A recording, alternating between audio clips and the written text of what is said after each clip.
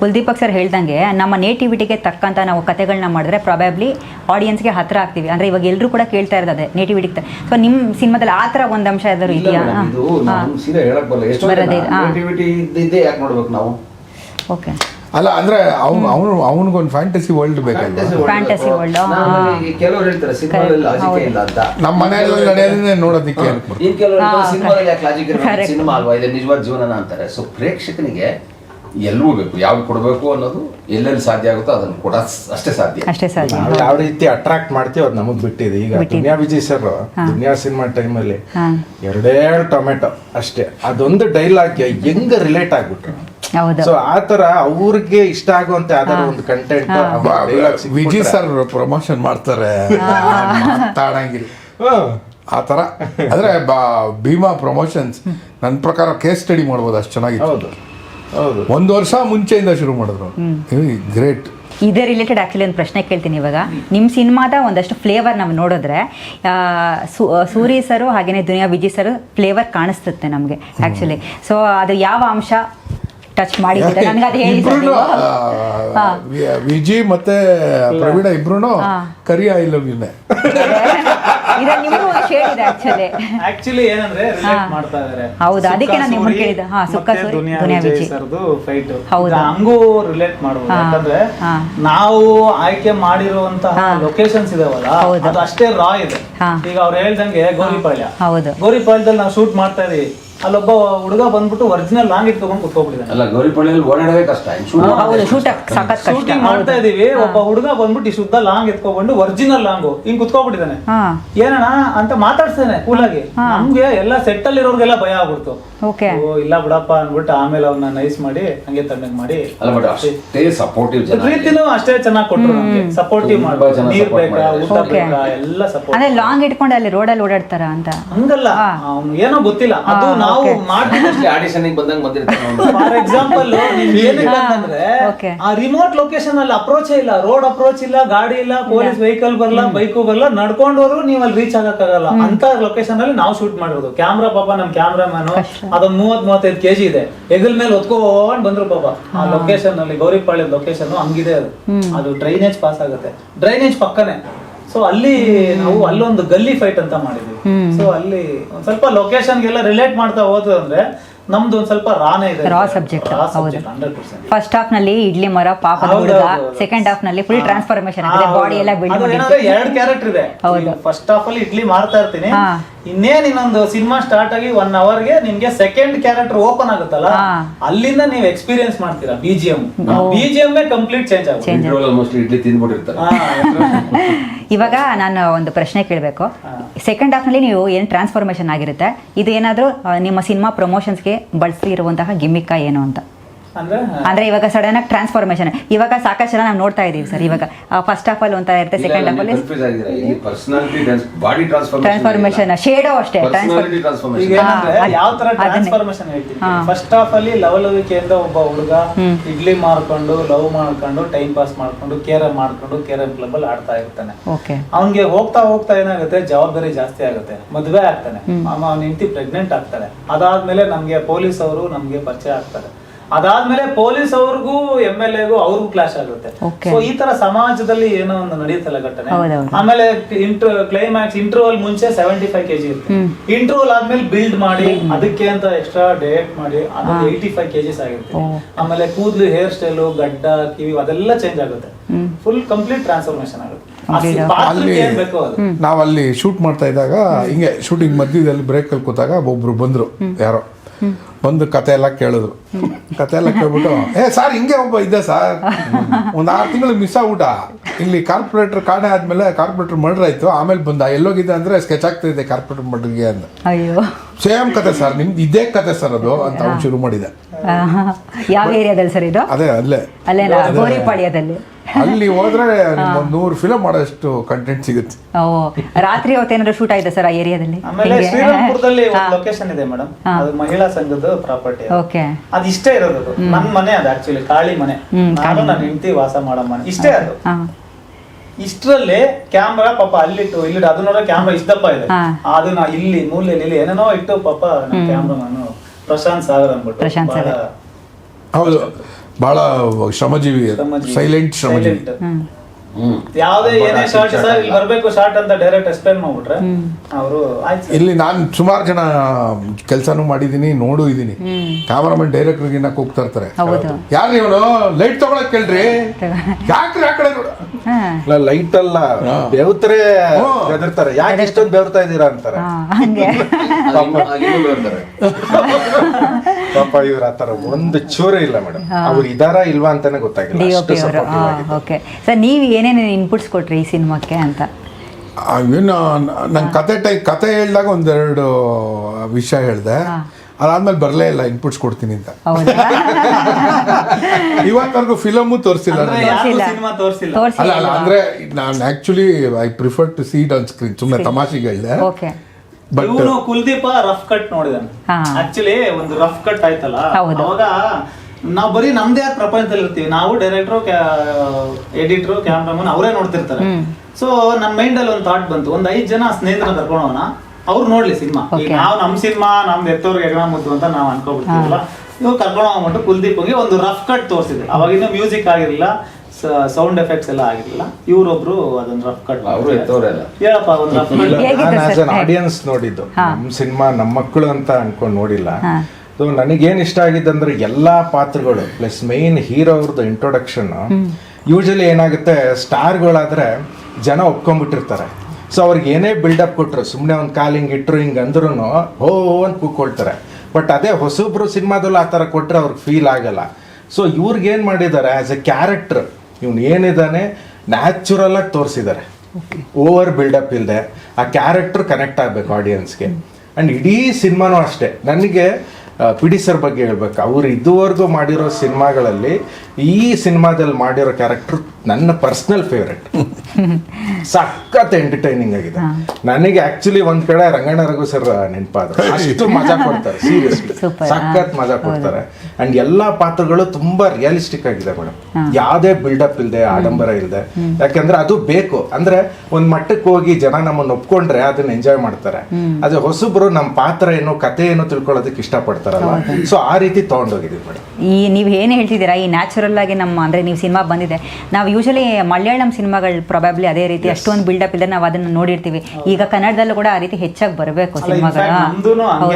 ಯಾಕಂದ್ರೆ ತುಂಬಾ romance, love ಬೇಕು ಅಂತ ಗೊತ್ತಿಲ್ಲದೆ 4 ಸಾಂಗು, ಅದೆಲ್ಲ ಅವಶ್ಯಕತೆ ಇಲ್ಲ ಅಂತ ನಾವ್ ಅನ್ಕೊಂಡು, ಬೇಡ ಸಾಂಗ್ ಬೇಕಾ, ಎಷ್ಟ್ ಬೇಕೋ ಅಷ್ಟೇ ಅಷ್ಟೇ ಅಷ್ಟೇ. ಒಂದ್ ಸಾಂಗ್ ಅಲ್ಲಿ ನಂದು ಹೀರೋಯಿನ್ ಮೀಟ್ ಆಗೋದು, ಲವ್ ಆಗೋದು, ಮದುವೆ ಆಗೋದು ಎಲ್ಲ ಆಗೋಗುತ್ತೆ. ಅದ್ಬಿಟ್ಟು ಸ್ಟೋರಿ ಮುಂದಕ್ಕೆ ಹೋಗುತ್ತೆ.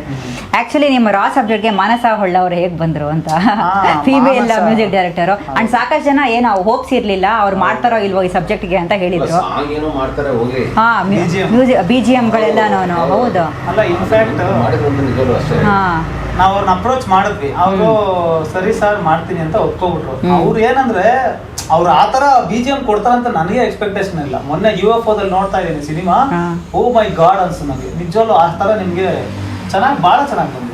ರಾಜೇಶ್ ಕೃಷ್ಣ ಅವ್ರು ಹಾಡಿರೋ ಸಾಂಗ್ ಅದು ತುಂಬಾ ಚೆನ್ನಾಗಿ ಬಂದಿದೆ, ಸಕ್ಕದಾಗಿ ಬಂದಿದೆ. ಓನ್ಲಿ ಸಿಂಗರ್ ಕ್ಯಾನ್ ಹೌದು ಈ ತರ ಸಾಂಗ್ ನ ಮಾಡ್ಬೋದು, ಅಂದ್ರೆ ಒಬ್ಬ ಸಿಂಗರ್ ಕೈಲೇ ಆಗೋದು, ಮ್ಯೂಸಿಕ್ ಡೈರೆಕ್ಟರ್ ಕೈಲೆಲ್ಲ ಆಗಲ್ಲ ಅಂತ ಅವ್ರು ಹೇಳ್ಬಿಟ್ರು. ಅಲ್ಲೇ ಹೇಳಿದ್ರು, okay, only a singer can compose a beautiful song like this. Music director ಮಾಡ್ತಾರೆ, ಅವ್ರಿಗೆ 4-5 ಸಿನಿಮಾಗಳು ಇರ್ತವೆ ಕೈಯಲ್ಲಿ, ಏನೋ ಒಂದು ಮಾಡ್ತಾರೆ ಹೋಗ್ತಾರೆ. ಬಟ್ ನೀನ್ ಸಿಂಗರ್ ಆಗಿ ಆ ಫೀಲ್ ನೀನು ನನ್ನ ಕೈಯಲ್ಲಿ ಮಾಡ್ಸಿದೀಯ ಅಂತ ಅವ್ರ ಖುಷಿ. ಹೌದು, ಅವರು she herself is a singer ಅಲ್ವಾ, ಅದಕ್ಕೋಸ್ಕರ. ಈಗ ನಿಮ್ಮ ಶೀರ್ಷಿಕೆ ಬಗ್ಗೆ ಮಾತಾಡಿದ್ರೆ ಠಾಣೆ, ಪ್ರತಿಯೊಂದು ಸಿನಿಮಾಗೂ ಟೈಟಲ್ ತುಂಬಾ ಮುಖ್ಯ ಆಗುತ್ತೆ. ಸೊ ಏನಕ್ಕೆ ಇಟ್ರಿ ಅಂತ ಠಾಣೆ? ಅದೇ ಅವರು ಭಗತ್ ರಾಜ್ ಅವರು ಕತೆ ಹೇಳಿದ್ರಲ್ಲ, ಒಬ್ಬ ಇಡ್ಲಿ ಮಾರೋ ಹುಡುಗ ಇರ್ತಾನೆ. ಒಂದ್ 2-3 ಸಿನಿಮಾ ರೆಫರೆನ್ಸ್ ಕೊಟ್ರು ನನಗೆ. ಆಲ್ರೆಡಿ ಒಂದು ದೊಡ್ಡ ಮಟ್ಟಕ್ಕೆ ಹಿಟ್ ಆಗಿದೆ. ಅದೊಂದ್ 2-3 ಸಿನಿಮಾ ರೆಫರೆನ್ಸ್ ಕೊಟ್ಬಿಟ್ಟು, ನೋಡಿ ಸರ್ ಹಿಂಗಿರುತ್ತೆ, ನಿಮ್ಗೆ ಏನಾರು ನಾನು ಹೇಳಿದ ಕಥೆನಲ್ಲಿ ಏನಾರು ನಿಮ್ಗೆ ಏನಾರು ಆ ಕಂಟೆಂಟ್ ಗ್ರಿಪ್ ಸಿಗ್ಬೇಕಂದ್ರೆ ಆ ಒಂದ್ 3 ಸಿನಿಮಾ ನೋಡಿ. ಬಟ್ ಆ 3 ಸಿನಿಮಾ ಇದಲ್ಲ, ಬಟ್ ಅದೊಂದು ನಿಮ್ಗೆ ಆ ನೇಟಿವಿಟಿ, ನೀನು ಈ ಸಬ್ಜೆಕ್ಟ್ ಅರ್ಥ ಮಾಡ್ಕೊಳ್ಳಿ ಅಂದ್ರು. ಸೊ ಹಂಗಾಗಿ ಒಂದು ಠಾಣೆನಲ್ಲಿ ಒಂದು ನಡೆಯುವಂತ ಘಟನೆ, ಠಾಣೆನಲ್ಲಿ ನಡೆಯುವಂತ ಘಟನೆ. ಪೋಸ್ಟರ್ ಡಿಸೈನ್ ಎಲ್ಲವೂ ನೋಡಿದ್ರೆ ಚೆನ್ನಾಗಿ ಬಂದಿದೆ. ಮೇ 30ಕ್ಕೆ ನಾವೆಲ್ಲರೂ ಕಾಯಬೇಕಾಗಿದೆ. ಟೆಕ್ನಿಕಲ್ ಟೀಮ್ ಬಗ್ಗೆ ಒಂದ್ ಸ್ವಲ್ಪ ಹೇಳ್ಬಿಡಿ ಸರ್. ಮಾನಸ ಹೊಳ್ಳ ಡೈರೆಕ್ಟರ್, DOP ಅವರು, DOP ಪ್ರಶಾಂತ್ ಸಾಗರ್, ಸುರೇಶ್ ಅರಸು, ಅವ್ರ ಬಗ್ಗೆ ಹೇಳ್ಬೇಕು. ಯಾಕಂದ್ರೆ ಅವರು ನಮ್ಮ ಮಣಿರತ್ನಂ ಸಿನಿಮಾಗಳೆಲ್ಲ ಅವರೇ ಎಡಿಟರ್. ಸುರೇಶ್ ಅರಸ್ ಸರ್ ಅವ್ರಿಗೆ ನಮ್ ಡೈರೆಕ್ಟರ್ ಕಡೆಯಿಂದ ಅಪ್ರೋಚ್ ಮಾಡಿದ್ರು.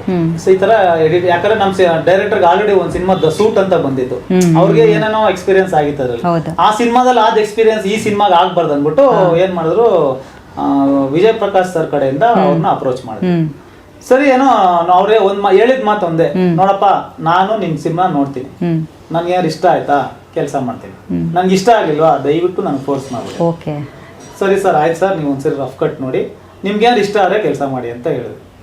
ಅವರು ಸಿನಿಮಾ ನೋಡಿದ್ರು, ಸರಿ ಆಯ್ತು ನಾನು ಮಾಡ್ತೀನಿ ಅಷ್ಟೇ ಹೇಳಿದ್ರು.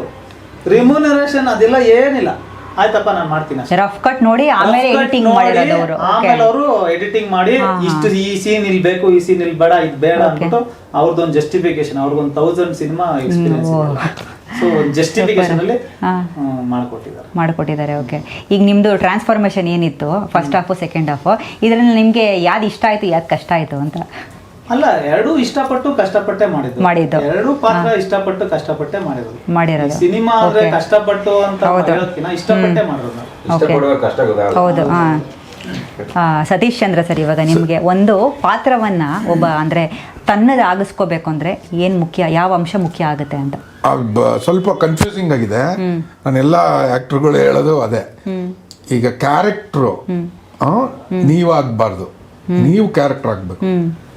ಹೌದು, ಅಂದ್ರೆ ನಿಮ್ಮತನ ಇದ್ದೇ ಇರಬೇಕು. ಅಂದ್ರೆ ಇವಾಗ ನಾನು ಯಾವುದೇ ರೋಲ್ ಮಾಡಿದ್ರು ನನ್ನತನ ಅನ್ನೋದು ಒಂದು ಚೂರು ಇರುತ್ತೆ, ಅದು ಕ್ಯಾರೆಕ್ಟರ್ಗೆ ಮ್ಯಾಚ್ ಮಾಡಿಸ್ಬೇಕು. ಅದು ಮಾಡಿದ್ರೆ ಕ್ಯಾರೆಕ್ಟರ್ ವರ್ಕ್ ಆಗುತ್ತೆ ಅಥವಾ ಜನಕ್ಕೆ ಇಷ್ಟ ಆಗುತ್ತೆ.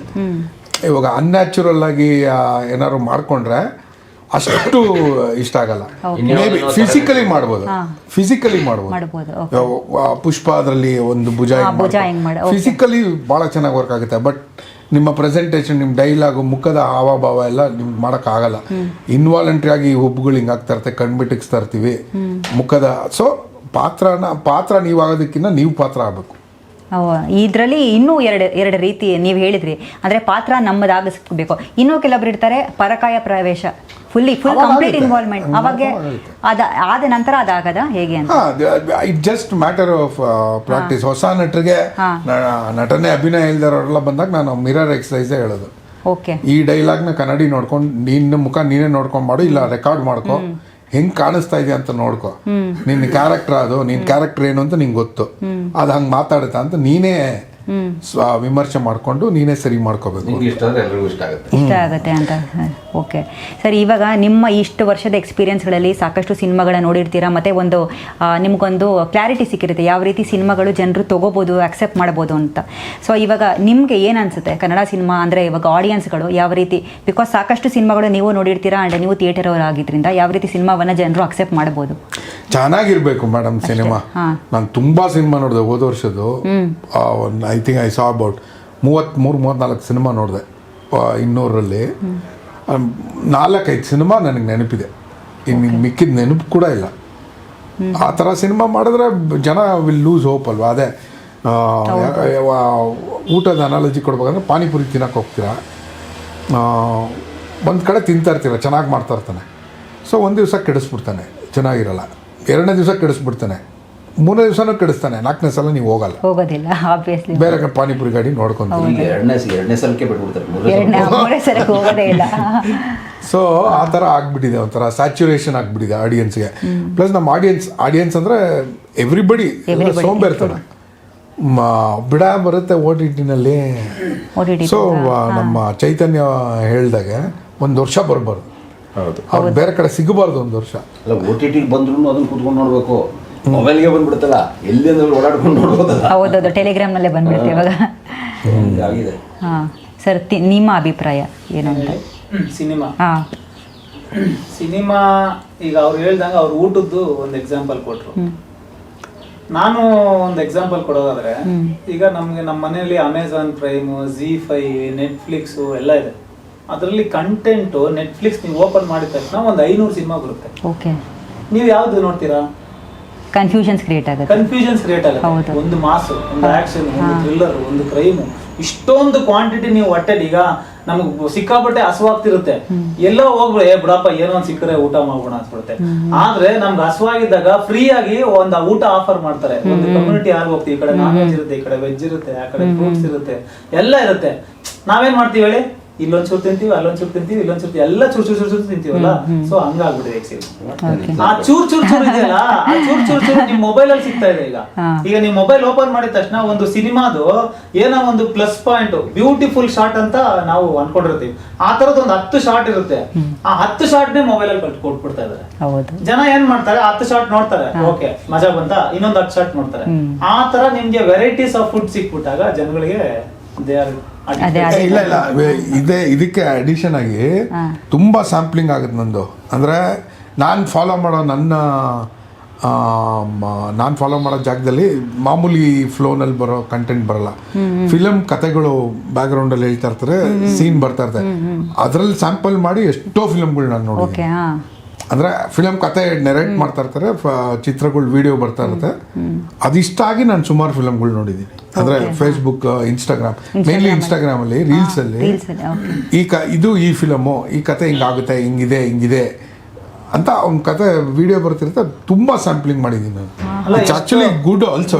ಎಷ್ಟೋ ಸಿನಿಮಾಗಳು ನಾನು ಅಷ್ಟೇ ಫೇಸ್ಬುಕ್ ಅಲ್ಲಿ ನೋಡಿರ್ತೀನಿ, ಏನು ಸೂಪರ್ ಆಗಿರೋ ಸೀನು ರಿಲೇಟ್ ಆಗ್ತಾ ಇರುತ್ತೆ ನಮ್ಗೆ. ಅದು ರಿಲೇಟ್ ಆದ್ಮೇಲೆ ಅದು ಯಾವ ಸಿನಿಮಾ ಅಂತ ಗೊತ್ತಿಲ್ಲ, but it is still playing. ನಾನು ಫೇಸ್ಬುಕ್ ಹಿಂಗ್ ಸ್ಕ್ರಾಲ್ ಮಾಡ್ತಾ ಇರ್ತೀನಲ್ಲ, ಯಾವ್ದೋ ಒಂದೆರಡು ಪವರ್ಫುಲ್ ಸೀನ್ ಬಂದು ಹೋಗಿರುತ್ತೆ, ಅದು ಯಾವ ಸಿನಿಮಾ ಅಂತ ಹುಡುಕಾಡ್ತಿರ್ತೀನಿ. ಕೊನೆಗೆ ನೆಟ್ಫ್ಲಿಕ್ಸ್ ಅಲ್ಲಿ ಯಾವ್ದೋ ಒಂದು ಸಿನಿಮಾ ನೋಡಿದಾಗ ಅಲ್ಲಿ ಬರುತ್ತೆ, ಓ ಈ ಸಿನಿಮಾ. ಇಲ್ಲ ಅಲ್ಲೇ ಕಾಮೆಂಟ್ ಅಲ್ಲಿ ಇಲ್ಲ ನಮ್ದು ನೆಟ್ಫ್ಲಿಕ್ಸ್ ಗ್ರೂಪ್ ಸೇರ್ಕೋ, ಅಲ್ಲಿ ಇದೇ ನಡೆಯೋದು. ಸ್ಕ್ರೀನ್ ಶಾಟ್ ತೆಗೆದು ಯಾವ ಫಿಲಮ್ ಗೊತ್ತಾದ. ವಂಡರ್ಫುಲ್. ಆನ್ ಆಕ್ಟರ್ ಪ್ರಿಪೇರ್ಸ್ ಅಂತಾರೆ. ಸೊ ಇವಾಗ ನೀವು ಪ್ರತಿಯೊಬ್ಬ ನಟ ಕೂಡ ಇವಾಗ ತೆರೆ ಮೇಲೆ ಸಾಕಷ್ಟು ನೀವು ಹೇಳ್ದಂಗೆ ಇವ್ರದ್ದು ಪರಿಶ್ರಮ ಇದೆ, ಇವಾಗ ಎಲ್ರದ್ದು ಕೂಡ ಪರಿಶ್ರಮ ಇದ್ದೇ ಇರುತ್ತೆ. ಇವಾಗ ಬಿಕಾಸ್ ಏನಕ್ಕಂದರೆ ಆಬ್ವಿಯಸ್ಲಿ ಇವಾಗ ನೀವೇ ಮ್ಯಾಟರ್ ಆಗೋದು, ಡೈರೆಕ್ಷನ್ ಆಗಿರ್ಬೋದು, ನೀವಾಗಿರ್ಬೋದು. ಸೊ ಹೇಗೆ ನೀವು ನಿಮ್ಮ ಪ್ರಕಾರ ಯಾವುದಾದ್ರೂ ಬುಕ್ಸ್ನ ನೀವು ಸಜೆಸ್ಟ್ ಮಾಡೋಂಗಿದ್ರೆ? ನೋಡಮ್ಮ, I am not a method actor, ಇವನು method actor. He should answer. ಹೇಳಿ ಸರ್, ಕುಲ್ದೀಪಕ್ ಸರ್ ಸೈಲೆಂಟ್ ಆಗಿದ್ದೀರಲ್ಲ. ಇಲ್ಲ ಆ್ಯಕ್ಚುಲಿ ನಾನು ಇವ್ರದ್ದು ಆ್ಯನ್ ಆ್ಯಕ್ಟರ್ ಪ್ರಿಪೇರ್ಸ್ ಅನ್ನೋ ಒಂದು ಬುಕ್ಸು ಸುಮಾರು ಒಂದಷ್ಟು ಓದಿದ್ದೀನಿ.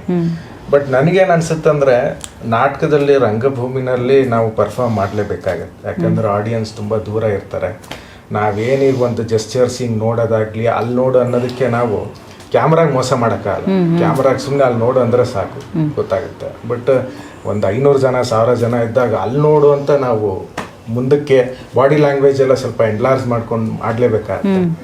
ಸೊ ನನಗನ್ಸೋದು, ನಾವು ಯಾವ ಮೀಡಿಯಮಲ್ಲಿ ಆ್ಯಕ್ಟ್ ಮಾಡ್ತಾ ಇದ್ದೀವಿ, ಎಷ್ಟು ಜನದ ಮುಂದೆ, ಯಾವ್ದ್ರ ಮುಂದೆ, ಅದೆಲ್ಲ ಸ್ವಲ್ಪ ಅರಿವಿಟ್ಕೊಂಡು ಪರ್ಫಾರ್ಮ್ ಮಾಡಿದ್ರೆ ನಮ್ಗೆ ಆ್ಯಸ್ ಅನ್ ಆ್ಯಕ್ಟರ್ಗೆ ಅವನಿಗೆ ಸ್ವಲ್ಪ ಸೇಫಲ್ಲಿ ಇರ್ತಾನೆ.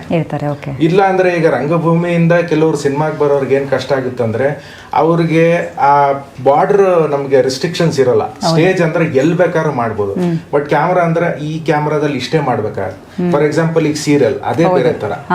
ಇದು ಬಾಡಿ ಸಿನಿಮಾದಲ್ಲಿ ಅಟ್ಲೀಸ್ಟ್ ನಮ್ಮ ಬಾಡಿ ಎಲ್ಲ ಮಾಡ್ಬೋದು, ಸೀರಿಯಲ್ ಅಲ್ಲಿ ಮ್ಯಾಕ್ಸಿಮಮ್ ಬರೀ ಫೇಸೇ ಇದಿರುತ್ತೆ, ಕ್ಲೋಸ್.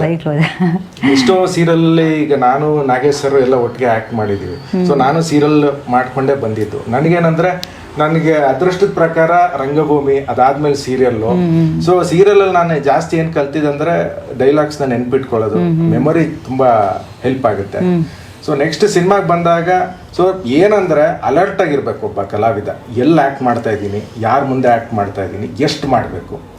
ತುಂಬಾ ಓವರ್ ಇನ್ವಾಲ್ವ್ಮೆಂಟ್ ಆಗ್ಬಿಟ್ರೆ, ಫಾರ್ ಎಕ್ಸಾಂಪಲ್ ನನಗೆ ಎಷ್ಟೋ ಸಿನಿಮಾದಲ್ಲಿ ಆಗಿದೆ, ಫುಲ್ ಇನ್ವಾಲ್ವ್ಮೆಂಟ್ ಮಾಡಿರ್ತೀವಿ, ನಮ್ಮ ಕ್ಯಾಮ್ರಾ ಸೆನ್ಸ್ ಮರ್ತೋಗಿರುತ್ತೆ, ಸರಿ ಕ್ಯಾಪ್ಚರ್ ಆಗಿಲ್ಲ, ಒನ್ ಮೋರ್ ಅಂತಾರೆ. ಅವಾಗ ವೇಸ್ಟ್ ಆಗುತ್ತೆ, ನೀವು ಮಾಡಿ ಆ ಫೀಲ್ ಬರೋದಿಲ್ಲ. ಸೊ ಸ್ಟಾರ್ಟಿಂಗ್ ಎಲ್ಲ ತಿಳ್ಕೊಳ್ಬೇಕು ಎಷ್ಟಿದೆ. ಇಲ್ಲ ಅದು ನಿಂಗೊಬ್ಬನಿಗೆ ಅಲ್ಲ ಗುರು, ಫಸ್ಟ್ ಟೇಕ್ ಅಲ್ಲಿ ಕೊಟ್ಟಿದ್ದು ಸೆಕೆಂಡ್ ಟೇಕ್ ಅಲ್ಲಿ ಅದೇ ತರ ಮಾಡೋದಕ್ಕೆ ನನ್ನ ಪ್ರಕಾರ ಯಾರ ಕೈಲಿ ಆಗಲ್ಲ ಸರ್. ಇನ್ನೊಂದೇನು ಗೊತ್ತಾ, ಈಗ 3 ಜನ ಆಕ್ಟ್ ಮಾಡ್ತಿರ್ತೀವಿ ಒಂದು ಸೀನ್, ತುಂಬಾ ದೊಡ್ಡ ಸೀನ್ ಇರುತ್ತೆ, ಸಿಕ್ಕಾಪಟ್ಟೆ ಡೈಲಾಗ್ ಇವ್ರದ್ದು ಇರುತ್ತೆ ಅನ್ಕೊಳ್ಳೋಣ. ಅದಾದ್ಮೇಲೆ ಅವ್ರು ಜಾಸ್ತಿ ಡೈಲಾಗ್ ಇರುತ್ತೆ, ಲಾಸ್ಟ್ ಅಲ್ಲಿ ಒಂದೊಂದು ಡೈಲಾಗ್ ಇರುತ್ತೆ. ಡೈಲಾಗ್ ತಪ್ಪು ಹೇಳಿದೆ ಇವರಿಬ್ರು ಸತ್ತರು, ಈ ತರ ಬೇಕಾದ ಸಲ ಆಗುತ್ತೆ. ಚೆನ್ನಾಗಿರೋ ಎಕ್ಸಾಂಪಲ್ ಇಲ್ಲ, ಅದನ್ನ ಅನುಭವಿಸಿದೀವಿ ಎಲ್ಲ. ನಮ್ದು ಕ್ಲಾಸ್ ಸೀನ್ ಇದೆ ಇದರಲ್ಲಿ, ಇಷ್ಟು ಇದೆ ಡೈಲಾಗ್ಸ್. ನಾನು ಪರಕಾಯ ಪ್ರವೇಶ ಆಗ್ಬಿಟ್ಟಿದ್ದೀನಿ, ಆ ಡೈಲಾಗ್ಸ್ ಹಂಗಿದೆ, ಫ್ಲೋ ರೈಸ್ ಆಗ್ತಾ ಇದೀನಿ. ಡೈರೆಕ್ಟರ್ ಬಂದು ಹೇಳ್ತಿದಾರೆ, ಸರ್ ರೈಸ್ ಆಗ್ಬೇಡಿ, ಅವ್ರ MLA, ನೀವು ರೈಸ್ ಆಗಿದ್ರೆ ಬಾಡಿ ಗಾರ್ಡ್ಸ್ ಹೊಡೆದಾಕ್ಬಿಡ್ತಾರೆ. ಫುಲ್ ಎಲ್ಲ ನನ್ನ ಕಂಟ್ರೋಲ್ ಇರುತ್ತೆ, ಬಟ್ ನನಗೆ ಅದು ಆ ಡೈಲಾಗ್ಸ್ ಹಂಗಿದೆ, ಆ ಡೈಲಾಗ್ಸ್ ನಾನು ತಗೊಳ್ತಾ ಇದೀನಿ, ಅದು ನನ್ಗೆ ಗೊತ್ತಿಲ್ದಂಗೆ ನಂದು ತಲೆ ಇದೆಲ್ಲ ಐಬ್ರೋಸ್ ಎಲ್ಲ ಇದ್ ಮಾಡ್ತಾ ಇದ್ದೆ. ಡೈರೆಕ್ಟರ್ ಬಂದು ಸರ್ ನೀವು ತುಂಬಾ ತಲೆ ಅಲ್ಲಾಡ್ಸಿರೋ ಅಷ್ಟೊಂದು ಬೇಡ, ಪರಕಾಯ ಪ್ರವೇಶದ ಪ್ರಾಬ್ಲಮ್ ಇದೆ ಇದು. ಕೂಲ್ ಆಗಿ ಹೇಳಿ ಹೌದು, ಸರ್. ಖಂಡಿತ. ಸೊ ಆಮೇಲೆ ಏನ್ ಮಾಡಿದ್ವಿ, ಕೂಲ್ ಆಗಿ ಸಂಜೆ 6:30 ಆಗ್ಬಿಡುತ್ತೆ ಶಾರ್ಟ್. ಬರಕಾಯಿ ಕ್ಯಾಮ್ರಾ ಬೇಕಿಲ್ಲಲ್ಲ, ಇಲ್ಲಿ ಬೇಕಲ್ಲ. ಕೊನೆಗೆ ಅದು ಚೆನ್ನಾಗಿ ಅದು ನಾವೆಲ್ಲ ನಮ್ಮಿಂದಾನೂ ಆಗಿದೆ, ಬೇರೆಯವರಿಂದ ನಾವು ಅನುಭವಿಸಿರೋದ್ರಿಂದ ಹೌದು. ಹಳೆ ಫ್ಲಾಶ್ ಬ್ಯಾಕ್ಗಳು. ಇವಾಗ ನಿಮ್ಗೆ ಎಕ್ಸ್ಪೀರಿಯನ್ಸ್ ಆಗಿದೆ ಸಿನಿಮಾ ಮಾಡಿ, ಇವಾಗ ಏನ್ ಅನಿಸ್ತು ನಿಮ್ಗೆ? ರಂಗಭೂಮಿನೇ ಬೆಟರಪ್ಪ, ಇನ್ನ ಮುಂದೆ ಇನ್ನ ಸಿನಿಮಾ ಮಾಡ್ಬೋದು ಅಂತ ಅನ್ನಿಸ್ತಾ? ಹಿಂಗೆ ಎಲ್ಲದಕ್ಕೂ ಅದರದ್ದೇ ಆದ ವ್ಯಾಲ್ಯೂ ಇದೆ. ರಂಗಭೂಮಿ ಮೇಲೆ ನಾಟಕ ಮಾಡಿದ ನಟ ಜೀವನ ಪರ್ಯಂತ ನಾಟಕ ಮಾಡೋದಕ್ಕೆ ಇಷ್ಟಪಡ್ತಾರೆ. ಸೀರಿಯಲ್ ಕೆಲಸ ಮಾಡಿದ್ರು ಒಳ್ಳೆ ಪಾತ್ರ ಸಿಕ್ಕಿದ್ರೆ ಅಲ್ಲಿ ವಾಪಸ್ ಹೋಗೋಕ್ಕೂ ಎಲ್ಲರೂ ಇಷ್ಟಪಡ್ತಾರೆ. ಸಿನಿಮಾಗಳು ಹೊಸ ಸಿಕ್ಕಿದ್ರೆ ಸಿನಿಮಾದಲ್ಲಿ ಕೆಲಸ ಮಾಡೋದಕ್ಕೂ ಇಷ್ಟಪಡ್ತಾರೆ. ನಟ ಅಂದ್ರೆ ಅವನಿಗೆ ಸದಾ ಕೆಲಸ ಮಾಡ್ಬೇಕು, ಅದಕ್ಕಿಂತ ಹೆಚ್ಚಿಗೆ ಇನ್ನೇನು ಇಲ್ಲ. ಕರೆಕ್ಟ್ ಗುರುಗಳೇ? ಇಲ್ಲ ನನ್ಗೆ ಸಾರಿ, ಐ ಅಗ್ರಿ, ಅವ್ರು ಹೇಳಿದ್ದು ಒಪ್ಕೊಂತೀನಿ. ಬಟ್ ನನ್ನ preference theatre on stage. B V ಕಾರಂತರು ಒಂದು ಮಾತು ಹೇಳಿದ್ದಾರೆ, ನಿಮಗೆ ಸಿನಿಮಾದಲ್ಲಿ ಒಬ್ಬ ಮನುಷ್ಯ ಇಷ್ಟು ದೊಡ್ಡದಾಗಿ ಕಾಣಿಸ್ತಾನೆ ಅಂದರೆ ಅವನು 6 ಅಡಿ ಇರೋನು 60 ಅಡಿ ಕಾಣಿಸ್ತಾನೆ ಸ್ಕ್ರೀನ್ನಲ್ಲಿ. ಟಿ ವಿ ಒಬ್ಬ 6 ಅಡಿ ಇರೋ ಮನುಷ್ಯ 6 ಇಂಚಾಗಿ ನಿಮಗೆ ಟಿ ವಿಯಲ್ಲಿ ಕಾಣಿಸ್ತಾನೆ. ಒಬ್ಬ ಮನುಷ್ಯನಾಗಿ ನೋಡ್ಬೇಕಂದ್ರೆ ಸ್ಟೇಜ್ ಮೇಲೆ ನೋಡ್ಬೇಕು ಅಂತ ಹೇಳಿದಾರೆ. ಇಂಡಿಯನ್ ಸಿಟಿಗೆ ಅಲ್ಲೂ ಸಡ್ದಾಗ ಕಾಣ್ತಾನೆ. ಅಂದ್ರೆ ಮನುಷ್ಯನೇ ಅಲ್ವಾ ಸರ್? ಅವ್ನಿಗೇನು ಇದು ಮ್ಯಾಟ್ರ್, ಅವ್ನು 60 ಅಡಿ ಅಂತೂ ಕಾಣಲ್ಲ, ಅವ್ನು 6 ಇಂಚು ಕಾಣಲ್ವಲ್ಲ ಡಿಸ್ಟೆನ್ಸ್ ನಲ್ಲಿ. ಫೈನಲಿ ಏನಂದ್ರೆ ಮೇಡಮ್, ಜನಕ್ಕೆ ರೀಚ್ ಆಗ್ಬೇಕು, ಜನ ನಮ್ಮನ್ನ ಇಷ್ಟಪಡ್ಬೇಕು ಅಷ್ಟೇ. ಬಟ್ ಸಾರಿ ಇಲ್ಲ, ದೊಡ್ಡ ಸ್ಕ್ರೀನ್ ಟಿವಿದು ಇನ್ನೊಂದು ಪ್ರಾಬ್ಲಮ್ ನನಗಿರೋದೇನಂದ್ರೆ, ರಂಗಭೂಮಿದ ಅಲ್ಲೇ ಡ್ರಾ ಅಲ್ಲೇ ಬಹುಮಾನ. ಚೆನ್ನಾಗಿ ಮಾಡಿದ್ರೆ ಅಲ್ಲೇ ಚಪ್ಪಾಳೆ ಹೊಡೆದು ಮೆಚ್ಚಿಗೆ, ತಪ್ಪು ಮಾಡಿದ್ರೆ ಅನ್ಬಿಡ್ತಾರೆ, ಅಲ್ಲೇ ನಕ್ಬಿಡ್ತಾರೆ. ಡೈಲಾಗ್ ಏನಾದ್ರು ಫಂಬಲ್ ಆದ್ರೆ ಸೊ ಒಬ್ಬ ನಟ ಅಂತ ಅವನು ನಿಜವಾಗ್ಲೂ ತನಗ್ ತಾನೇ ಅನ್ಕೊಳ್ಳೋದಾದ್ರೆ ಸ್ಟೇಜ್ ಮೇಲೆ ಪ್ರೂವ್ ಮಾಡಿ ತೋರಿಸ್ಬೇಕು. ಯಾಕಂದ್ರೆ ನಿಮಗೆ ಡೈರೆಕ್ಟರ್ ಇರಲ್ಲ, ಎಲ್ಲ ಕಲ್ಸ್ಕೊಟ್ರು ಪ್ಲೇ ನಡೆಯುವಾಗ ಡೈರೆಕ್ಟರ್ ಇರಲ್ಲ. ಸೊ ಅಲ್ಲಿ ನೀವೇನ್ ಮಾಡ್ತೀರೋ ಅದೇ ಫೈನಲ್. ಕೇರ್ಫುಲ್ ಆಗಿರ್ಬೇಕು. ಇಲ್ಲಿ ಒನ್ ಮೋರ್ ಅಂತ ಅಲ್ಲ, ಇಲ್ಲಿ ನಿಮ್ಗೆ ಫ್ರೀಡಮ್ ಇದೆ, ನಿಮ್ಗೆ ಆಕ್ಟಿಂಗ್ ಮಾಡಕ್ ಸ್ಕೋಪ್ ಇದೆ. ತಪ್ಪು ಮಾಡಿದ್ರೆ ಎಡಿಟ್ ಮಾಡ್ತಾರೆ. ಅದು ಒಂಥರ ಪೆನ್ಸಿಲ್ ಅಲ್ಲಿ ಬರ್ದಂಗೆ ಟಿವಿ ಮತ್ತೆ ಸಿನಿಮಾ. ಬಟ್ ಸ್ಟೇಜು ರೆನಾನ್ಸ್ ಪೆನಲ್ಲಿ ಬರ್ದಂಗೆ ಅಳ್ಸಕಾಲ ಈಸಿ. ಅಷ್ಟೇ ಪೇಪರ್ ಅದು ಹೋಗುತ್ತೆ. ಸ್ಟೇಜ್ ಅಂದ್ರೆ ಏನಂದ್ರೆ ಬಿಫೋರ್ ತುಂಬಾ ರಿಹರ್ಸಲ್ಸ್ ಮಾಡಿ ಅಲ್ಲಿ ಫೈನಲ್ ಶೋಗೆ ಪರ್ಫೆಕ್ಷನ್ ಕೊಟ್ಟಿರ್ತೀವಿ. ಸಿನಿಮಾ ಅಂದ್ರೆ ಯಾಕಂದ್ರೆ ಈಗ ಕೆಲವೊಂದು ಡೈರೆಕ್ಟರ್ ನಿಮ್ಗೆ ರಾತ್ರಿ ಸ್ಕ್ರಿಪ್ಟ್ ಕೊಡಲ್ಲ, ಅಲ್ಲಿ ಸ್ಪಾಟ್ ಬಂದಾಗ ನೀವು ಇಲ್ಲಿ ಬಂದಾಗ ಹೆಂಗ್ ಕ್ವಶನ್ ಕೇಳ್ತೀರಾ, ಸ್ಪಾಟ್ ಬಂದಾಗ ಡೈಲಾಗ್ ಕೊಡ್ತಾರೆ. ಅಲ್ಲಿ ಇಷ್ಟ ಆಯ್ತಂದ್ರೆ ಕಂಟಿನ್ಯೂ ಮಾಡ್ತಾರೆ, ಆಗಿಲ್ಲ ಅಂದ್ರೆ ಒನ್ ಮೋರ್ ಅವ್ರ ತಲೆಯಲ್ಲಿ ಏನಿದೆ ಬರೋವರೆಗೂ ಒನ್ ಮೋರ್. ಸೊ ಅಲ್ಲಿ ಆನ್ ದ ಸ್ಪಾಟ್ ರಿಹರ್ಸಲ್ ಆಗುತ್ತೆ. ಇಲ್ಲ, ನೀವು ಅಬ್ಸರ್ವ್ ಮಾಡಿದ್ರೆ ರಂಗಭೂಮಿ ಪ್ರಾಕ್ಟೀಸ್ಗಳೇ ಸಿನಿಮಾಗೂ ಬಂದವರು. ಇವಾಗ್ಲೂ ರಿಹರ್ಸಲ್ ಮಾಡೋರು ಇದಾರೆ, ಇವಾಗ್ಲೂ ಸ್ಕ್ರಿಪ್ಟ್ ಮುಂಚೆ ಕಳ್ಸೋರು ಇದಾರೆ, ಇವಾಗ್ಲೂ ಇದೇ ತರ ಆಕ್ಟರ್ಗಳು ಕೂತ್ಕೊಂಡು ಅಂದ್ರೆ ಹಾಲಿವುಡ್ ನಲ್ಲಿ ಬೌಂಡ್ ಸ್ಕ್ರಿಪ್ಟ್ ಜೊತೆ ಒಂದು 8-9 ರೀಡಿಂಗ್ ಆದ್ಮೇಲೆ ಶೂಟ್ ಮಾಡೋದು.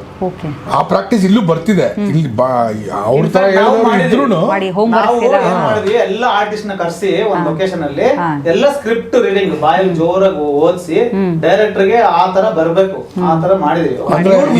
ಈಗ ಉದಾಹರಣೆಗೆ ಅಡೋಲಸೆನ್ಸ್ ಅಂತ ಒಂದು ನೆಟ್ಫ್ಲಿಕ್ಸ್ ಅಲ್ಲಿ ಇದೆ ಸರ್, ನೀವು ನೋಡಿದ್ರ ಸರ್? Adolescence 1 hour 1 shot. ಎಷ್ಟು ರಿಹರ್ಸಲ್ ಮಾಡಿರ್ಬೇಡ, ಅವರು 10 ಟೇಕ್ ತಗೊಂಡಿದ್ದಾರೆ ಒಂದೊಂದಕ್ಕೆ. ಎಂಡಲ್ಲಿ ಒಂದು ಇದ್ರಲ್ಲಿ ಹಾಕ್ತಾರೆ, ಫಸ್ಟ್ 2ನೇ ಟೇಕಲ್ಲಿ ಹೋಗಿ ಆಗಿದೆ ಅಂದ್ರೆ ದಿನಕ್ಕೆ 2 ಟೇಕ್. ಫಸ್ಟ್ 2ನೇ take, second 3rd episode 10th take, 10 take. ಅದ್ರ ಮೇಲೆ ಮಾಡಲ್ಲ ಅವರು. ಆಮೇಲೆ 4th 3rd ಟೇಕಲ್ಲಿ ಓಕೆ ಆಗಿದೆ. ಈ ತರ ನೀವು ಆ ಪರ್ಫಾರ್ಮೆನ್ಸ್ ನೋಡಿದ್ರೆ ಅದರಲ್ಲೂ ಕ್ಲೋಸ್ ಇದೆ, ಅದರಲ್ಲೂ ಲಾಂಗ್ ಶಾಟ್ ಇದೆ. ಸೊ ರಂಗಭೂಮಿನ ಅಳವಡಿಸ್ಕೊಂಡ್ರೆ ಯಾವತ್ತೂ ಮೋಸ ಆಗಲ್ಲ ಅಂತ ಐ ವಾಂಟ್. ಇಂಟರ್ವಲ್ ಫೈಟ್ ಅಲ್ಲಿ ಹಂಗೆ ಆಯ್ತು. ಅದು ಒಂದ್ ಸೀನ್ ಹೆಂಗೆ ಅಂದ್ರೆ ಹಿಂಗ್ ಹೊಡೆದ್ಬಿಟ್ಟು ನಾನು ರಿವರ್ಸ್ ಪಲ್ಟಿ ಮಾಡ್ಬಿಟ್ಟು ಹಿಂಗ್ ರಿಯಾಕ್ಷನ್ ಕೊಡ್ಬೇಕು. ಇವ್ರೇನ್ ಮಾಡಿದ್ರೆ ಟೈಗರ್ ಶಿವ್ ಅವರು ಒಂದು ಶಾರ್ಟ್ ಕಂಪೋಸ್ ಮಾಡಿದ್ರು.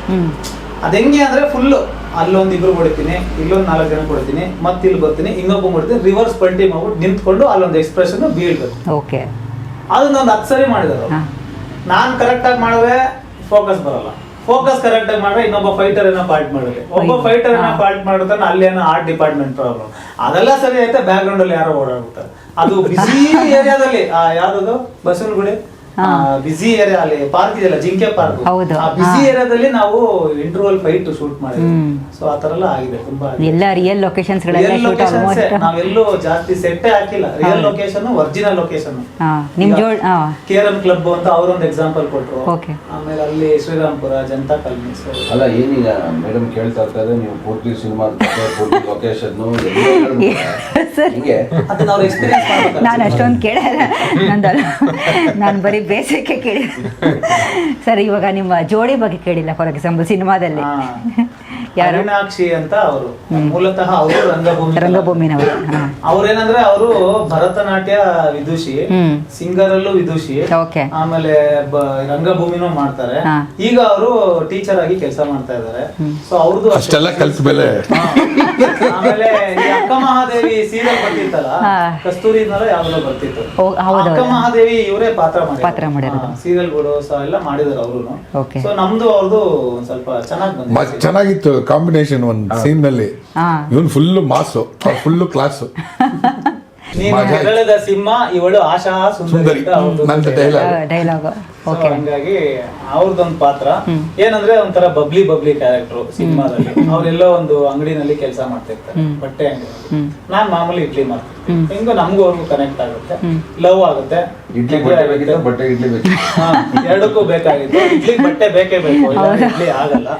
ಸೊ ಏನಾಯ್ತು, ಅವ್ರದ್ದು ಸ್ವಲ್ಪ ಚೆನ್ನಾಗಿ ಬಂದಿದೆ, ಕ್ಯಾರಿಂಗ್ ಇರ್ತಾರೆ ಅವರು, ಅದೊಂದು ಚೆನ್ನಾಗಿ ಬಂದಿದೆ ಅವ್ರಿಗೆ. ಓಕೆ, ಒಂದು ಮಾಸ ಒಂದು ಕ್ಲಾಸ್ ಸರ್ ಹೇಳ್ದಂಗೆ. ಓಕೆ, ಈಗ ಫೈನಲಿ ಇವಾಗ ಜನರೆಲ್ಲ ಬಂದು ನಿಮ್ಮ ಸಿನಿಮಾ ಅದೇ ಟಿಕೆಟ್ ಕೊಟ್ಟು ನಿಮ್ಮ ಸಿನಿಮಾವನ್ನು ನೋಡಿ ಹೊರಗಡೆ ಬರ್ತಾರೆ ಅಂದರೆ ಯಾವೊಂದು ಅಂಶವನ್ನು ತೊಗೊಂಡು ಹೋಗ್ತಾರೆ, ಯಾವೊಂದು ಅಂಶ ಅವ್ರಿಗೆ ಕನೆಕ್ಟ್ ಆಗುತ್ತೆ ಅಂತ? ಅಂದ್ರೆ ಇದ್ರಲ್ಲಿ ಒಂದು ಮೆಸೇಜ್ ಇದೆ, ಸಿನಿಮಾದಲ್ಲಿ ಒಂದು ಮೆಸೇಜ್ ಇದೆ. ಏನಂದ್ರೆ ಈಗ ಬೆಂಗಳೂರಿಗೆ ತುಂಬಾ ವಲಸಿಗರು ಬರ್ತಾರೆ. ಈಗ ಎಲ್ಲೋ ಹಳ್ಳಿಲಿ ಏನೋ ಕಷ್ಟ ಆಗ್ತಿರುತ್ತೆ, ಎಲ್ಲೋ ಬೇರೆ ರಾಜ್ಯದಲ್ಲಿ ಇರ್ತಾರೆ, ಈಗ ಬಿಹಾರ, ಒಡಿಶಾ ಅಲ್ಲೆಲ್ಲ ಅವ್ರ ಕಷ್ಟ. ಬೆಂಗಳೂರಿಗೆ ಒಂದು ಜೀವನ ಕಟ್ಕೊಳಕ್ಕೆ ಅಂತ ಬರ್ತಾರೆ.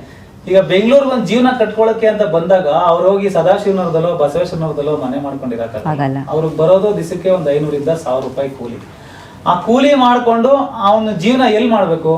ಈ ತರ ಸ್ಲಮ್ಗಳಲ್ಲಿ ಸಣ್ಣ ಪುಟ್ಟ ಏರಿಯಾದಲ್ಲೇ ಮಾಡ್ಬೇಕು. ಅಲ್ಲಿ ಪಾಪ ಅವರು ಅವಾಗಿನ ಜೀವನ ಕಟ್ಕೊಳ್ತಾ ಇರ್ತಾರೆ. ಆಮೇಲೆ ಅವ್ರನ್ನ ಬಂದ್ಬಿಟ್ಟು ನಾವ್ ಇಲ್ಲೇನೋ ಮಾಡ್ತೀವಿ, ನೀವು ಜಾಗ ಖಾಲಿ ಮಾಡಿ ಅಂತ ಅವ್ರಿಗೆ ಒತ್ತಡ ತಂದಾಗ ಅವ್ರು ಹೆಂಗಾಗ್ಬೇಕು? ಅವ್ರ ಜೀವನ ಏನು, ವಲಸಿಗರ ಜೀವನ ಏನು? ಆಮೇಲೆ ಬೆಂಗಳೂರಲ್ಲಿ ತುಂಬಾ ಜನ ಈ auto drivers, cab drivers, iron ಮಾಡೋನು, ತರಕಾರಿ ಮಾರೋನು, ಮನೆ ಕೆಲ್ಸಕ್ಕೆ ಹೋಗೋರು, ಅವರೆಲ್ಲ ಎಲ್ಲಿರ್ತಾರೆ? ಅವ್ರೇನು ದೊಡ್ಡ ದೊಡ್ಡ ಮನೆಗಳಲ್ಲಿ ಇರಲ್ಲ, ಸಣ್ಣ ಸಣ್ಣ ಮನೆಗಳಲ್ಲೇ ಇರೋರು. ಅವ್ರಿಗೆ ಜೀವನ ಮಾಡಕ್ ಬಿಡ್ತೀರ? ಬರೀ ನೀವು ರಾಜಕೀಯ ವ್ಯಕ್ತಿಗಳು ಕಮರ್ಷಿಯಲ್ ಥಿಂಕಿಂಗೇ ಮಾಡ್ಬಿಟ್ಟು ಬರೀ ದುಡ್ಡು ಮಾಡೋ ಇದೆ, ಸರ್ಕಾರಕ್ಕೆ ದುಡ್ಡು ಆಗ್ಬೇಕು, US ಅವ್ರು ಹೇಳ್ತಾ ಇದ್ದಾನೆ ಜಾಗ ಖಾಲಿ ಮಾಡಿ, ಆ ಥರ ಎಲ್ಲ ಬಂದಾಗ ಅವ್ರಿಗೊಂದು ಜೀವನ ಬೇಕೇ ಬೇಕು. ಆ ಜಾಗನ ಪ್ರೊಟೆಕ್ಟ್ ಮಾಡೋನೇ ಕಾಳಿ, ಪ್ರವೀಣ್ ಆಸ್ ಕಾಳಿ ಅಂತ ನಾನು ಹೇಳುವ ಚಿಕ್ಕದಾಗಿ ಶೀರ್ಷಿಕೆ. ಓಕೆ, ಒಟ್ಟಾರೆ ಸೊಸೈಟಿನಲ್ಲಿ ನಡೆಯುವಂಥದ್ದೇ, ನಮ್ಮ ಮಧ್ಯಗಳಲ್ಲಿ ನಡೆಯುವಂಥದ್ದೇ ಒಂದು ಸ್ಟೋರಿ. ಒಟ್ನಲ್ಲಿ ಏನೋ ಒಂದು ಮೆಸೇಜ್ ಯುವಕರೆಲ್ಲ ಒಂದ್ ಸ್ವಲ್ಪ ಡ್ರಗ್ ಅದು ಇದು ಇಲ್ಲ ಅಂತ ಒಂದ್ ಸ್ವಲ್ಪ ದಾರಿ ತಪ್ತಾ ಇದ್ದಾರೆ, ಅವ್ರನ್ನೆಲ್ಲ ದಾರಿ ಕರ್ಸಕ್ಕೆ ಇದು Thane KR Shrirampur. Yes, wonderful sir, ತುಂಬ ಖುಷಿ ಆಯಿತು ನಿಮ್ಮ ಒಟ್ಟಿಗೆ ಮಾತಾಡಿ. ಈಗ ಫೈನಲಿ ಸರ್, ಇವಾಗ ನಿಮ್ಮ ಸಿನಿಮಾದಲ್ಲಿ ನೀವೇನು ಡೈಲಾಗ್ ಹೇಳ್ತೀರೋ ನಮ್ಮ ಆಡಿಯನ್ಸ್ಗೆ ನಿಮ್ಮ ಸಿನಿಮಾ ಬಂದು ನೋಡಿ ಅಂತ ಒಂದು ಹೇಳ್ಬಿಡಿ. ಅಭಿಮಾನಿ ದೇವರುಗಳೆಲ್ಲ ಬಂದು ನಮ್ಮನ್ನ ಹರಸಿ ನಮ್ಮ ಚಿತ್ರ ಸಕ್ಸಸ್ ಮಾಡಬೇಕು ಅಂತ ಕೇಳ್ಕೊಳ್ತೀವಿ ಅಷ್ಟೇ. ಸೂಪರ್ ಸರ್, ತಾವು ದಯವಿಟ್ಟು ಮಿಸ್ ಮಾಡಬೇಡಿ ಈ ಸಿನಿಮಾನ. ಯಾಕಂದರೆ ಎಷ್ಟು ರಿಯಲಿಸ್ಟಿಕ್ ಆಗಿದೆ ಅಂದರೆ, ಎಲ್ಲ ಒಬ್ಬ ವ್ಯಕ್ತಿ, ಈಗ ಪೊಲಿಟಿಷಿಯನ್ಸ್ ಆಗಿರ್ಬೋದು ಅಥವಾ ದೊಡ್ಡ ದೊಡ್ಡ ಈಗ ಹೇಗೆ ಒಬ್ಬ ಕೆಳವರ್ಗದ ಜನ ಅನ್ನೋದಕ್ಕಿಂತ ಕಷ್ಟದಲ್ಲಿರೋ ಬಂದಿಲ್ಲಿ ಸೆಟ್ಲ್ ಆಗ್ತಿರೋ ಜನದ ಮೈಂಡ್ ಸೆಟ್ ಹೇಗಿರುತ್ತೋ ಅದೇ ಥರನೇ ಪೊಲಿಟಿಷಿಯನ್ಸ್ ಆಗಲಿ ಅಥವಾ ಡ್ರಗ್ ಡೀಲರ್ ಆಗಲಿ ಬೇರೆ ಬೇರೆ ವ್ಯವಹಾರಗಳು ನಡೆಸೋ ಅವ್ರ ಮೈಂಡ್ ಸೆಟ್ ಹೇಗಿರುತ್ತೆ, ಇಂಡೈರೆಕ್ಟಾಗಿ ಹೆಂಗೆ ಮೈಂಡ್ಗೆ ಮಾಡಿ ಜನನ ಬದಲಾಯಿಸ್ತಾರೆ, ಇವೆಲ್ಲವನ್ನು ನಾವು ತೋರಿಸಿದ್ವಿ. ಸೊ ನೀವು ಮೊಬೈಲಲ್ಲಿ ಅಥವಾ ಟಿ ವಿನಲ್ಲಿ ಕಾದರೆ ಏನೇ ಕತೆ, ಎಷ್ಟು ಅದ್ಭುತವಾದ ಕತೆ ಇದ್ರೂ ತುಂಬ ಚಿಕ್ಕದಾಗಿ ಅನಿಸುತ್ತೆ, ನಿಮ್ಗೆ ಆ ಫೀಲ್ ಸಿಗೋದೇ ಇಲ್ಲ. ಥಿಯೇಟ್ರಿಗೆ ಬನ್ನಿ, ಒಂದು 2 ಅವರ್ ಎಲ್ಲವೂ ಮರೆತು ಎಂಟರ್ಟೈನ್ಮೆಂಟ್ ಇರುತ್ತೆ, ಎಲ್ಲವೂ ನೋಡಿ ನಮ್ಮನ್ನು ಹರಿಸ್ಬೇಕು ಅಂತ ಕೇಳ್ಕೊಳ್ತೀನಿ. ತಾವು ಕ್ಯಾಮ್ರಾಗೆ ನಂದೇನಿಲ್ಲ, ಪ್ರತಿಯೊಂದು ಸಿನಿಮಾ ತಂಡನೂ ಪ್ರಮೋಷನಲ್ಲಿ ನಾವು ತುಂಬ ಕಷ್ಟಪಟ್ಟು ತುಂಬ ಚೆನ್ನಾಗಿ ಸಿನಿಮಾ ಮಾಡಿದ್ವಿ. ನಮ್ಮ ಸಿನಿಮಾ ಅದ್ಭುತವಾಗಿದೆ, ವಿಭಿನ್ನವಾಗಿದೆ, ಬನ್ನಿ ಅಂತಲೇ ಕರೆಯೋದು. ನಾವು ಹಾಗೆ ಕರಿಬೇಕು ನಿಮ್ಮನ್ನು. ಆದರೆ ನಾವು ಕೈ ಜೋಡಿಸಿ ದಯವಿಟ್ಟು ಠಾಣೆ ಸಿನಿಮಾಗೆ ಬನ್ನಿ. ಸಿನಿಮಾ ನಿಜವಾಗ್ಲೂ ಚೆನ್ನಾಗಿದೆ. ನಿಮ್ಮ 2 ಗಂಟೆ ಪ್ಲಸ್ ನಿಮ್ಮ ದುಡ್ಡು ಎರಡಕ್ಕೂ ಮೋಸ ಆಗಲ್ಲ.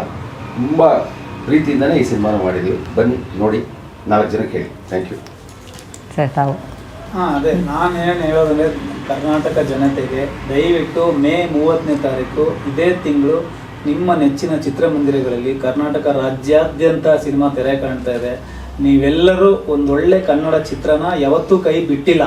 ಇವತ್ತು ನಮ್ಮ ಕನ್ನಡ ಚಿತ್ರರಂಗದಲ್ಲಿ ಇಷ್ಟೊಂದು ಜನ ಹೀರೋಗಳು, ಇಷ್ಟೊಂದು ಜನ ನಿರ್ಮಾಪಕರು ಬೇರೆ ಬೇರೆ ರಾಜ್ಯಗಳಲ್ಲಿ ಹೋಗಿ ಅವರು ಸ್ಟ್ರಾಂಗ್ ಆಗಿ ನಿಂತ್ಕೊಂಡಿದ್ದಾರೆ ಅಂದರೆ ಅದು ಎಲ್ಲ ನಿಮ್ಮ ಆಶೀರ್ವಾದ, ಅಭಿಮಾನ ಮಾತ್ರ. ಅದು ಕನ್ನಡ ಚಲನಚಿತ್ರಕ್ಕಿರುವಂಥ ಅಭಿಮಾನ. ಆ ಅಭಿಮಾನ ನಮಗೂ ಒಂದು ಸ್ವಲ್ಪ ಆಶೀರ್ವಾದ ಮಾಡಿದ್ರೆ ನಾವು ಇನ್ನೂ 1-2 ಸಿನಿಮಾ ನಿಮಗೆ ಇಷ್ಟ ಆಗುವಂಥ ಸಿನಿಮಾ ಮಾಡೋಕ್ಕೆ ನಮಗೊಂದು ಶಕ್ತಿ ಬರುತ್ತೆ ಅಂತ ಹೇಳ್ತಾ, ದಯವಿಟ್ಟು ಎಲ್ಲ ಚಿತ್ರಮಂದಿರದಲ್ಲೇ ಚಿತ್ರ ವೀಕ್ಷಣೆ ಮಾಡಿ. ಪೈರಸಿ ಯಾವುದೇ ರೀತಿ ನೀವು ಅವಕಾಶ ಕೊಡಬೇಡಿ. ಬರೀ ಮೊಬೈಲಲ್ಲಿ, ಟೆಲಿಗ್ರಾಮಲ್ಲಿ ಸಿನಿಮಾ ನೋಡ್ಕೊಳ್ದೆ ಚಿತ್ರಮಂದಿರದಲ್ಲಿ ಆ ಎಫೆಕ್ಟ್ನ ನೀವು ಅನುಭವಿಸ್ಬೇಕು ಅಂತ ನನ್ನ ಕಳೆಯ ಮನವಿ. ನಮಸ್ಕಾರ. ನಮಸ್ತೆ. ಠಾಣೆ ಕೇರ್ ಆಫ್ ಶ್ರೀರಾಮ್ಪುರ ಇದೇ ಮೇ 30ರಂದು ರಾಜ್ಯಾದ್ಯಂತ ಬಿಡುಗಡೆ ಆಗ್ತಾ ಇದೆ. ಕನ್ನಡ ಸಿನಿಮಾಗಳನ್ನ ಥಿಯೇಟರ್ಗೆ ಬಂದು ನೋಡಿ, ಬೆಳೆಸಿ, ಹಾಗೇನೆ ಹಾರೈಸಿ. ತಮ್ಮೆಲ್ಲರಿಗೂ ಧನ್ಯವಾದಗಳು. Thank you. ಠಾಣೆ ಸಿನಿಮಾ ಯಶಸ್ಸು ಕಾಣಲಿ. Thank you so much.